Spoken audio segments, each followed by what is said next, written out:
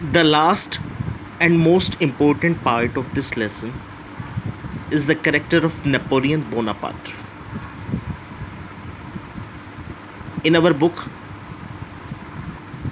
which is shows as conclusion, who was Napoleon Bonaparte? अब Napoleon Bonaparte कौन था?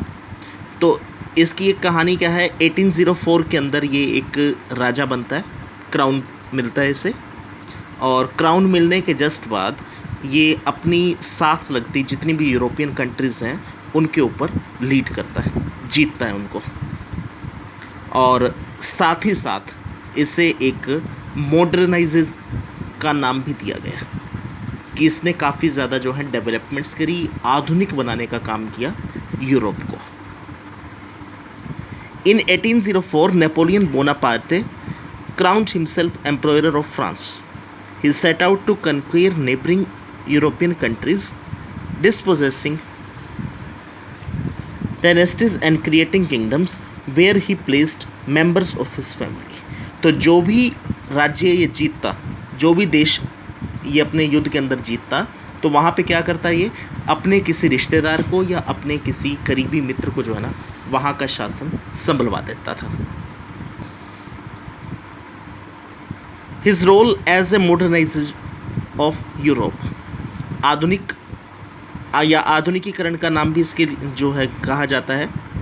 ही introduced many such conditions as the protection of private property, लोगों की संपत्ति जो है उसकी सुरक्षा करना, और इस वजह से लेकर के काफ़ी अमीर लोग जो हैं वो इसकी काफ़ी फेवर करते थे, इसको काफ़ी पैसा भी देते थे वो लोग कि अपनी मिलिट्री को या और दूसरी चीज़ों के अंदर उस पैसे का यूज़ कर सके।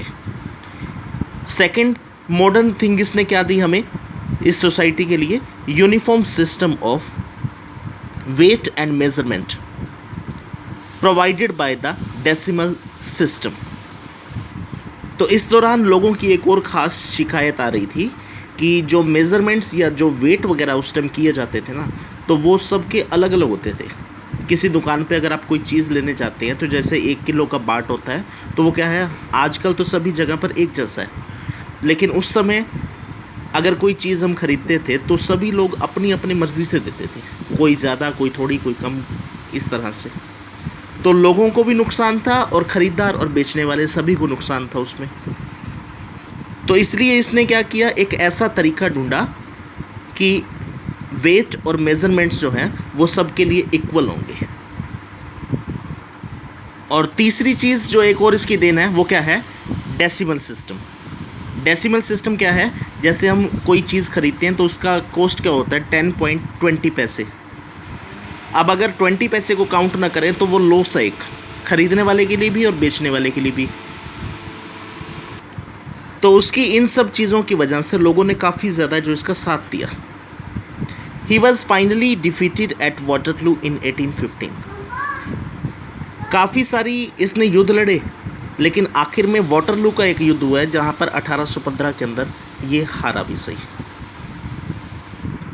But his idea of liberty and democratic rights, legacy of the French Revolution, these gave deep imprints on society। लेकिन उसने जो चीज़ें करी थी ना उसको लेकर के लोग फिर भी जो हैं अच्छा मानते थे कि इसने हमारे लिए काफ़ी कुछ किया। Parts of Europe had an impact on people long after Napoleon. Ideas of liberty and democratic rights were the most important in this period. Legacy of the French Revolution.